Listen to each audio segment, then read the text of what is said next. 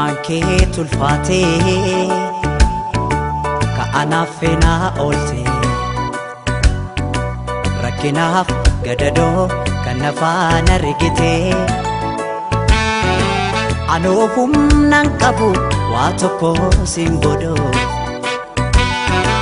du'ee baaduusillee aansinii hirraanfadhu anoo humnaan qabu waa tokko sin godhoo du'ee baaduusillee aansinii hirraanfadhu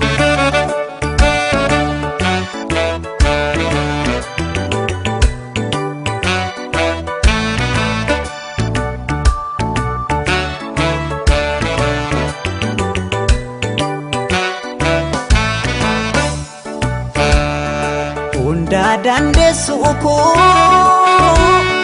yaa bara fakkaatu narra gaasiif baha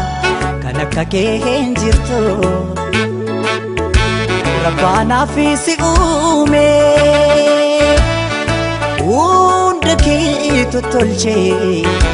keessa keefi bifa kee walqixa bareeche dandeessu koo yaa bara fakkaatu narra gaasiif baha kan akka kee hin jirtu rabbaanaaf si uume hunda kee tottolchee keessa keefi bifa kee walqixa bareeche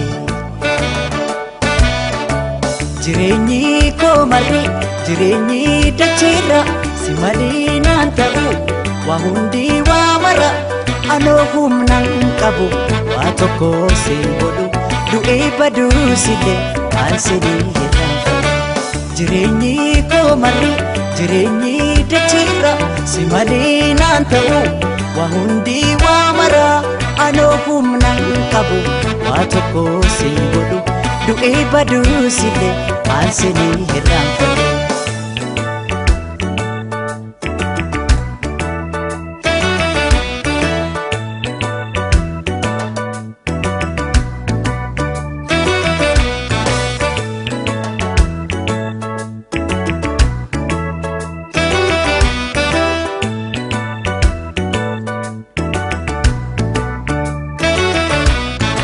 Ulmankee tulfaatee ka'anaaf feenaa oolte rakkinaaf gadadoo kan nafaan argitee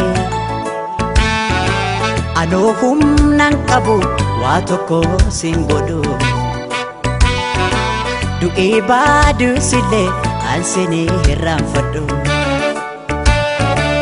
anoo humnaan qabu waa tokko sin godhu du'ee baaduusillee aansinii hirraanfadhu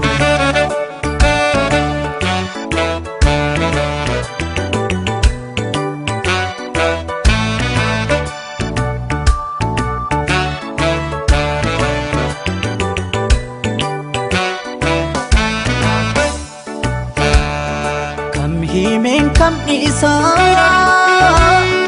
waan ati naaf taate rakkannaan rakkate gaddinaan gaddite obseetoo beektuutoo yaa goota jaalala naaf jiraadhu malee maalaan jedha sila kam himeen kam dhiisaa waan ati naaf taate rakkannaan rakkate gaddinaan gaddite obsee koo beektuu koo yaa goota jaalala naaf jiraadhu malee maalaan jedha sila waa'ee kee ibsuudhaaf an jechootan qabu yoo jirtuun aan jira kanaan achiin jiru anoo humnaan qabu waa tokko sin godhu du'ee baduusillee aansinii hirraanfadhu waa'ee kee ibsuudhaaf an jechootan qabu yoo jirtuun aan jira kanaan achiin jiru anoo humnan qabu waa tokko siin godhu du'ee baduu si'e kan silee irraan fedhu.